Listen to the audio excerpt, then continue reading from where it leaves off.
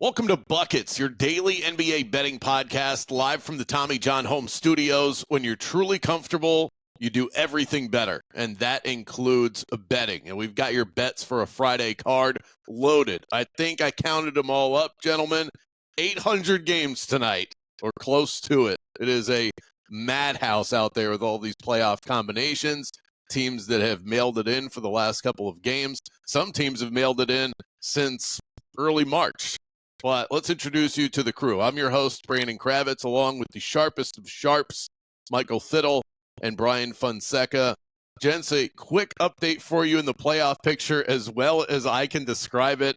The Knicks lost, the Pacers won, so the Pacers have locked up a top 4 seed with the ability to climb to the 3 if they win the next 2 and the Knicks lose the next 2. The Pistons and Bucks appear to be locked into their positions at the 5 and the 6, and the West is drunk. I don't even know where to start there. Fiddle, how much do you try and make sense of all of this before you place a wager during this time of the year? I think you have to weight the desperation angles, but it's very much priced in this year. You mentioned some of the Eastern Conference races right there. We have the Bulls, the Heat, the Hawks that are playing in the play-in that are all very relevant games. Then you look at those spreads, and we'll get into it, but everything is completely priced out. The Bulls are a 16.5-point favorite at home against the Wizards. That's insane. The Miami Heat are 13-point favorites on the road at the New Orleans Pelicans. And the last one would be the Atlanta Hawks, 12-point favorites on the road at Philadelphia. So a lot of these spots, you kind of just feel like they're priced out. It's really hard to sink your teeth into any. There is one where I would go the other direction, fade the desperation angle, and we'll get into that when we do best bets. But for the most part, you have to consider it and definitely look, because it'll determine a huge wave of the injury reporting. And so if you look at a situation like Cavaliers and Knicks, which we might get into, the Knicks have to win that game. The Cavaliers don't really have much to play for. So the Knicks and the Cavaliers, they both have a bunch of guys probable. The asymmetric risk that you have to evaluate given the context of that game says that OG Anunoby, that all those guys, that Brunson are way more likely to go from probable to playing. And the guys like Evan Mobley and Donovan Mitchell and Darius Garland, who are probable, are, more likely to then get like a late scratch or something pop up or not present at shoot around. And then one of them goes out and has a massive swing in the lines in the overnight and the morning move. So very important to pay attention to, but it is tough with some of the prices once it already is evaluated.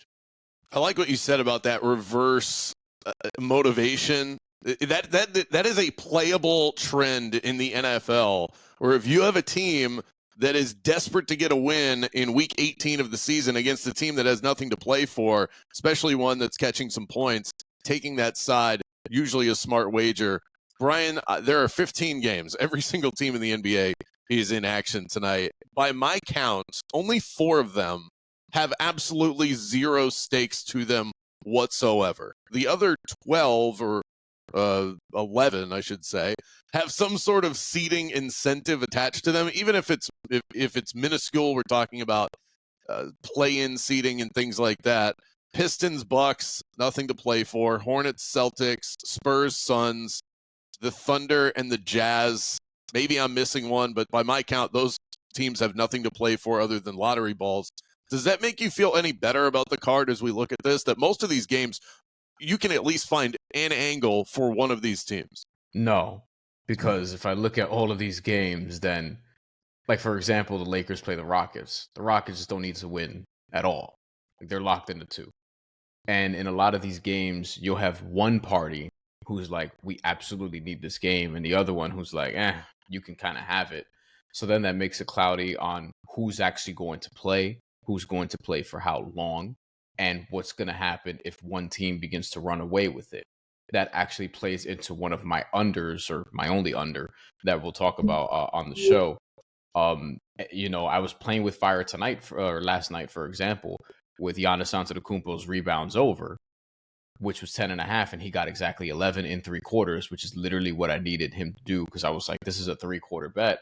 But the Pelicans ain't playing anybody. So it was kind of like, all right, Giannis will just get his rebounds because even Yves Misi was not playing, or Kelly Olynyk. So you have to kind of look at like what the spot is, and you have to try to read like what are the intentions, how our coach is going to run this. There's going to be teams that actually like play their starters and then just sit them for entire halves, and it just makes it a pain in the ass to expect. So I would advise people like, don't put your 401k on these games. Can I explain some of the differences where you could apply that? Because Brian's completely right. Some teams are actually playing suboptimal rotations with incentives to lose. Right? The Pelicans want to lose because if they win out and the Sixers lose out, then the Sixers can get the fourth worst record or tie for the fourth worst record and get that bottom four where you're, most lottery odds for Cooper Flag. So some teams are legitimately incentivized to lose. The other teams, like the Cavaliers tonight against the Pistons, the Pacers rested a bunch of their guys, but they still covered the spread and nearly won because they're still like the guys that are out there are still going to be coached with like kind of a playoff intensity and mindset where they're still preparing for, stuff to come. They're still playing optimal rotations with whatever they got. They're still trying really hard. The players that are out there will always try hard, but when the coaching staff is pulling, like you've seen the Wizards in games where they've had Smart, Poole, and Middleton all active, and then all of them are out for the entire fourth quarter, and it's Bub Carrington, Bilal Coulibaly, Sarr, AJ Johnson, and you're like, wow, this team is actively trying to lose this game. So look at those positions. Is the team incentivized to lose versus like fade the spots with the teams that are like need to win with a team that doesn't need to win but is still a real team? Well, I think to your point, Fiddle, some of these teams still want to stay geared up. And this is the difficult part is you have these coaches want to give, and really it's probably more the performance staff than anything else. They want to give their star guys time off to rest and recover and be at their optimized state come the playoffs. But you don't want to let your foot off the gas completely because then you enter the playoffs with a little bit of rust and you'll drop one game in a 7-game series and you could be behind the 8 ball. So it is tough to navigate that. And that's where I think like Joe Mazzulla was asked about this the other night when the Magic played the Celtics and they didn't play anybody. 7 of the top 8 scorers for the Celtics didn't play in that game. And one of the reporters asked about Mazzulla taking his foot off the gas and he said, no, we're out there. This is a must-win game for us. So it sounds like lip service, and they lost by 20, by the way. But still, these guys are out there trying to coach to win these games. I think with Mazzulla, though, like he wants to win every game, and by every game, it's like he would coach the summer league team if he could, if they would allow him, and probably try to win a championship. And he'd probably try to do it with like Jason Tatum and Jaylen Brown. You know what I mean? Like he's a different level of a psycho competitor who I appreciate. And then like you also have other instances where like you can look at 2 teams who are incentivized, both of whom are incentivized to win, and one team is just better than the other. Like right now, as we're talking, Minnesota, they just dropped 52 points in the third quarter against Memphis. I don't think Minnesota should be doing that against really anybody, but Memphis is a team that likes to get up and down and doesn't play a ton of defense. So like in this instance, like I didn't understand why at one point Memphis was favored and that shifted quickly. And I was on Minnesota very early and they're winning by 22 right now. And sometimes you could just be like, hey, I think this team is better than this team. And they both have incentive to win and you just roll with the better team. Like you'd like to do that more often than you could. But, watch the injury reports and just understand the motivations of some of these teams. Like really, really do. But it's only a couple more days of this. And then we'll know what everyone's motivation is going to be in a few days because we'll be in the play-in, we'll be at the playoffs. And then all of this stuff that we're questioning right now will be pretty clear from there. Yeah, it definitely feels like cherry picking season. This is not the time of year for me where I'm going to have a loaded card in the NBA. Maybe I trip into it, but I am looking to go, let me pluck that, and exactly what you just said as far as finding 2 teams that are both similarly motivated and one is just better than the other. That is one of my picks for tonight. A reminder that everything that we talk about can be found in the award-winning Action Network app, as well as quick slips for our picks today in the episode description. We're going to go around the horn, give our picks. We'll get into it, and we will get out of here. Perhaps a spoiler for you. We do not have a pick on all 15 games. We have picked our spots selectively. Fiddle, what you got on the Friday slate? It's an ugly one, but give me one of the best teams ATS all season, Toronto Raptors plus 11, and a little sprinkle on the plus 440 on the money line. Right, you're right. That is disgusting. Brian, what do you got? I'm on Ivica Zubac's over 12.5 rebounds against the Sacramento Kings. If he plays, because he's actually questionable. So going back to the injury report. But if he plays, I like his over. And I'm going Luka Doncic under 30.5 points against the Houston Rockets, despite the fact that he just dropped 45 in a very emotional return to Dallas. Perhaps a little bit of an emotional letdown. Does that read into your play at all? This is more about the motivations as we outlined earlier. We'll say that much. I like the LA Clippers -6 against the Sacramento Kings, and I am waiting for this number to pop.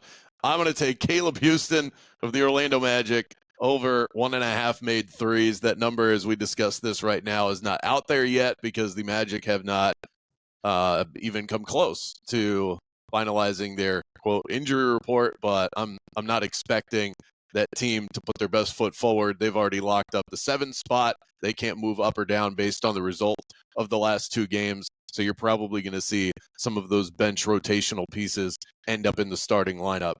All right, Brian, let's start with you. Your disgusting play, the Raptors -11, 11.5, or plus 11.5, and a little sprinkle on that money line as well against Dallas. Michael, sorry. So, Brandon, the reason why I'm looking at the Raptors in this spot is the Mavericks guard play has been absolutely terrible the last few games. Spencer Dinwiddie was horrendous, and he's played the most minutes for the Mavericks this season. Obviously, we know they're down Kyrie for the rest of the season. They outright benched Dinwiddie going into last game, and they were relying on Najee Marshall. So on the other end, you do have Scotty Barnes just off the injury report. The Raptors have been one of the best teams ATS all season. They're locked into their spot in the draft order. Their coach has been really above expectation. And the Mavericks are coming off this kind of huge emotional performance where the entire home crowd was cheering for the opponent, where there was literally no home court advantage, where they covered the seats with thanks for everything for the opposing player, in low-key a genius PR move to avoid the amount of purple and gold that would have flooded American Airways Center. So I like the Raptors in this spot. I think they'll cover again. They've been a cover machine. I think I'll take them on the outright as well, because despite the Mavericks having something to play for and the Raptors not, it's overly priced in. If you look towards season models in this spot, you're getting like Mavericks by 6. So to get it at like nearly double that is insane. And I understand there's guys that are Pirtle has been key cog for the Raptors. Quickly has been important for the Raptors, a lot of spurts this season when he's played.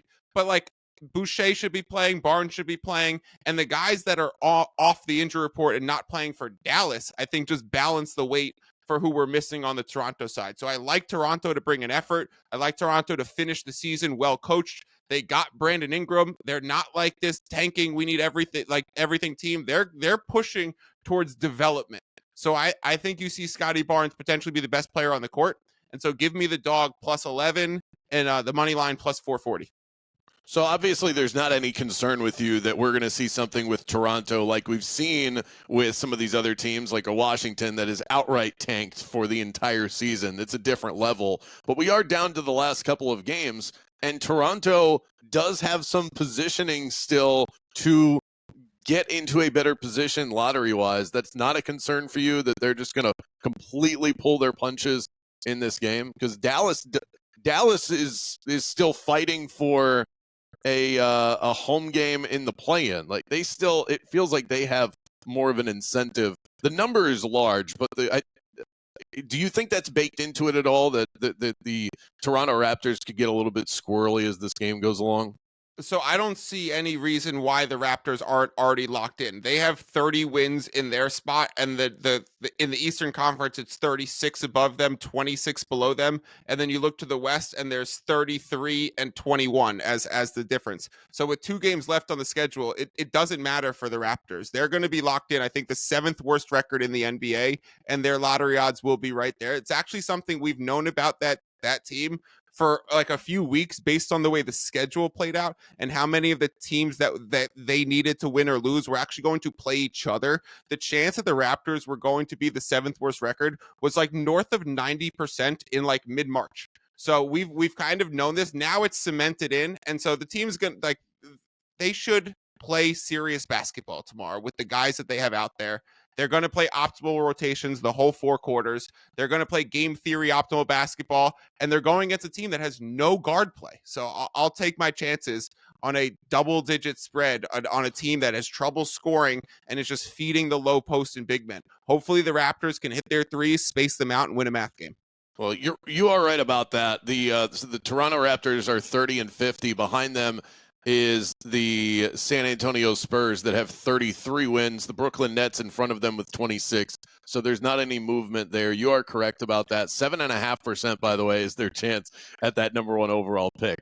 So Cooper Flag is not allowed to go outside of the States. He is our hope. We need him. We need an American who has a chance to maybe one day win MVP. Because right now it looks like it's SGA, Jokic, Giannis, Luka, and maybe Tatum's the only American-born chance for MVP. So Cooper Flag needs to stay here. He needs to go to the Wizards. He needs to get all of his mistakes out. And then he needs to be a superstar playing in the nation's capital, potentially winning MVP. No chance he ends up in Washington. The conspiracy theorist in me, he ends up in San Antonio, and the NBA gods team him up with Wembanyama. I would hate that. Brian, would you like that? No, absolutely not. Because I mean, now it would be better, obviously, for Cooper Flag in terms of his development, but no, it would piss me off because it's like, all right, the Spurs, one, you're going to win back-to-back lotteries. That sucks. Like, as a consumer, I don't want to see that shit. And then on top of that, it's like, Cooper Flag, Victor Wembanyama, you just traded for De'Aaron Fox. You barely traded anything for De'Aaron Fox, so you still have Stephon Castle, you still have Keldon Johnson, Devin Vassell. Like, no, I would not want that. I would be rooting against the Spurs. I'm not supposed to root. We're supposed to be impartial. I'm not rooting for the Spurs on lottery night, is what I'm going to say. The NBA might give it to Philadelphia also, but there's no way Washington's getting Philadelphia is the other least deserving team. Like that would be just like a team that gets good karma that should not get good karma because of how they've just played with their entire build over the last 10 to 12 years. All right, Brian, talk to me about these props. What are we looking at? Ivica Zubac has gotten this over every game he's played against the Kings this year, which is all 3. With respect to Domantas Sabonis, he is nobody's Dikembe Mutombo, rest in peace. I think with this particular matchup, if Zubac plays, one, the Clippers are absolutely jockeying for position. The Kings are incentivized to win too, because they don't want to be 10th in the Western Conference. But I think ultimately, like, this is just a good matchup. Zubac has been really good on the glass. Lately, he hasn't been getting this over as much, but this is the matchup for him. This is a spot against Sacramento where he's gotten this 3 times. He has gotten over 12.5 and 4 of 7 heading into this game, but I think this is one of those where he could potentially explode. In the other instances, he's gotten 14 or 15 against Sacramento this year, and he does have a couple of recent 20 rebound performances because he's been doing that on again, off again all season long. So it's just a spot for me and the opponent. And I think the Clippers are going to, if they do have health on their side, there are a couple guys that are going to be out, but the main ones to watch for on the injury report are Norman Powell and Ivica Zubac. If they both play, which I think Vegas is baking them in because they're -6 right now on the road. So I do think if they play, 1, I think they'll win the game. 2, I think Zubac will be a big, big factor in that. And it makes sense. They have a huge size advantage against Sacramento. Trey Lyles is 6'9". Sabonis is a great rebounder. He's 6'10", but obviously Zubac has dominated that matchup. So I think that's the reason why we've seen him and him have that ability to hit this number. I'm going to stay on that game. I like the LA Clippers -6 against the Sacramento Kings. These teams are on different planes right now, and this goes back to something that you guys mentioned moments ago, where you just have two teams that are similarly motivated, both have something to play for here. The Clippers are just better, a lot better. They have been running hot for a good month now. Last 15 games, they're 13-2, number one net rating in the NBA during that span. The Kings are a disaster.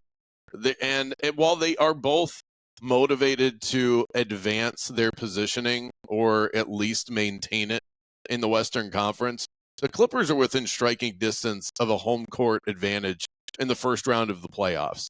The Kings are trying to hold on to home court in the 9-10 matchup. That's not the same mentality. Right. Those are not the same things. And Malik Monk is out until further notice for Sacramento. That impacts their ability to score the basketball in a big way. Keon Ellis, Devin Carter, Markelle Fultz aren't even going to sniff his production. And you need that against the Clippers team that can turn your water off.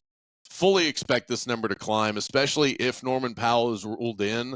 I think you mentioned I think the number indicates that they expect one of these guys to be active, but perhaps toying a little bit with that Norman Powell news.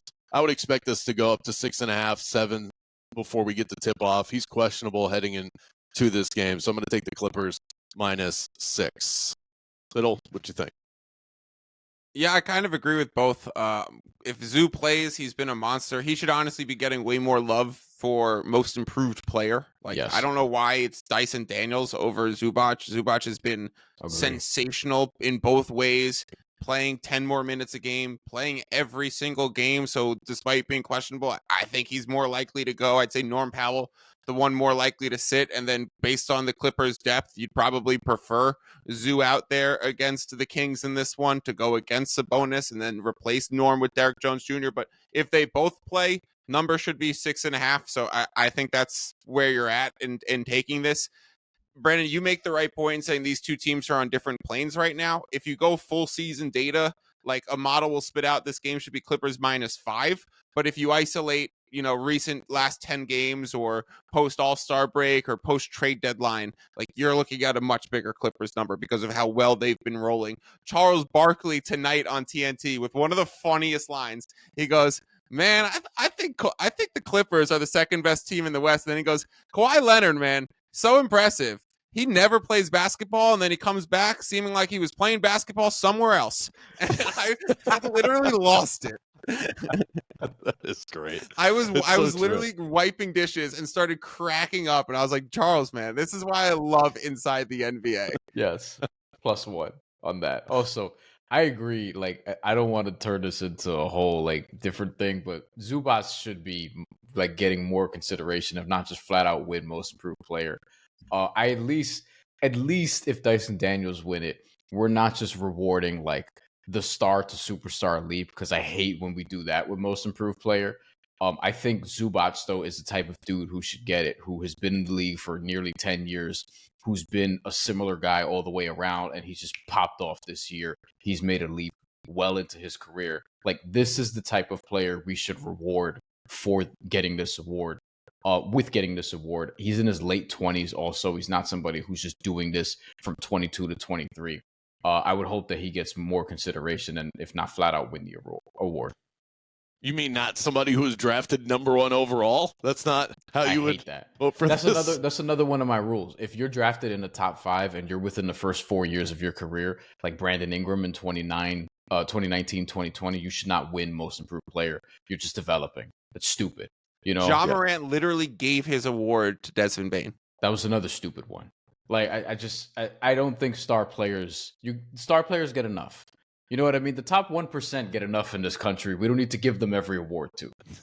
I completely agree. I am going to take this in a complete opposite direction, and I'm going to take Caleb Houston of the Orlando Magic over 1.5 made threes. The number is not out yet. I'm assuming they're going to drop it at 1.5. It's been 1.5 all year. I expect him to be in the starting lineup for the Orlando Magic. They have nothing to play for in this game against Indiana. This is basically going to be a practice session for the Magic. None of their guys are going to play in this game. So you're going to see the Jet Howards and Cole Anthonys of the world. And Caleb Houston, when he is given the green light, this guy knows how to do one thing in the NBA, and it is stand in the perimeter and shoot threes. And if he is in the starting lineup like I assume he's going to be, I think he's going to get up about 9 attempts. If they set this number at 1.5, you got to smash it. Against a team like Indiana, too, he could have this one covered by the end of the first quarter. So keep an eye on that. A true story for you. I am wearing Tommy John underwear as we speak right now. TMI, you decide. I got a pack for Christmas about 2 years ago, and now I rave about them so much that that's all anybody gets me. Comfort, support, style, all of the things that you need in an undergarment. Remember, when you're truly comfortable, you do everything better, and that includes betting. So if you love the Buckets podcast like we do, if you love this crew like we do, you'll love Tommy John. Get 25% off of your first order right now at TommyJohn.com/buckets. That's 25% at TommyJohn.com/buckets. It's time for our ballsy parlay to wrap today's episode, gentlemen. I think we should go 3-legger here. We've got a couple of different picks that we can choose from because Brian's got 2. I don't even think we got the breakdown for Luka, by the way. So I'm gonna need a little bit of that. Let me Fiddle, do that. we could throw the money line in there, make this thing really tasty with the Raptors, or we could go with this. Yes, you want that? Yeah, okay. Let's go nuts with it. And then people say I play too many heavy juice things. I play anything where the expected value exceeds the implied. Go ahead. Sorry. What about this? Well, what if we did it this way? So what if we took? I have the Clippers -6. What if we took Clippers money line? We took Raptors money line. Oh boy. That way, we could get a guaranteed dub in there. Was what it feels like. Juice it up with the Raptors. I vote Clippers on the spread too and get this thing really going. Okay. I had a feeling you were going to say that. All right. We'll make a final decision on that in a moment. But Brian, I need the full cap on Doncic under. You got it under 30? 30 and a half. Yeah. 30 so and a 30 or less. He's gotten over 30 and a half just twice in his last 8 games. This is a game where they're playing against the Houston Rockets, who are locked into number 2. So you kind of need Luka Doncic to get 31 points in 3 quarters. If the Lakers are able to run away with this game, which is not a guarantee. Houston's injury report is cloudy. Some guys may play, some guys may play limited minutes, but again, they're locked into 2. They cannot move up, they cannot move down. The Lakers are trying to, secure home court, secure, potentially the 3rd seed, all these different things. And with Luka Doncic, he can obviously erupt even against this team, although Houston's not going to play, I don't think, their best defense the entire night. But at the same time, if you're telling me, and the Lakers, by the way, are like -10, in terms of being a favorite for this game. I just think that for the point total, of which he's only exceeded twice in 8 games, the fact that he may only play 3 quarters, the fact that the Lakers should be able to take care of business here and then move on, they're home as well. The incentive isn't quite there. If he gets it, it's just, greatness being greatness, which, sometimes you lose to that in betting. It is what it is. But to me, this is not a 4-quarter bet. It's a 3-quarter bet, maybe a 3-quarter bet plus. And, he had insane volume in the Mavericks game. And it just came easy to him. I think in that game, we all should have taken the over if we didn't, because that one was pretty obvious that he would get the over back in Dallas. And then the other one was the Pelicans. And if you look at the other games where he's played the Thunder multiple times, he didn't get the over in those. He didn't get his over against Golden State. Against Houston last time, he shot 6 of 16. So, yeah, I just think that 30 and a half is just a little high for me in this particular spot where this is not a game that the Rockets need. Not taking the over on Luka points in that game against Dallas is one of those where it makes me fucking hate myself, because I look at it and I try and be sharp, I go, oh, that's too obvious. Sometimes it's too obvious for a reason. That was one of those instances. Yeah. But I want to put that in our ballsy parlay, because taking a Luka under right after he cried himself to 45 points, adding that to the Raptors money line and a Clippers spread, that could be the ballsiest parlay that has ever been parlayed on buckets. And if we do that, I did some quick math on the Action Network app, we would be looking at plus 1885 for this parlay. Who's with me? Okay, the legs are Raptors money line, Clippers. We're doing -6. -6. We're doing Luka under 30.5. And what else? That's it. Should be throwing something else. I think we're to make good it with really those. nice. Okay, that's fine. I don't think we need to add to it. That's fine. I think Zubats will get us over, but it's fine. We don't need to do any more damage. We already. I just feel like for the branding of the ballsy parlay, the Luka under fits better.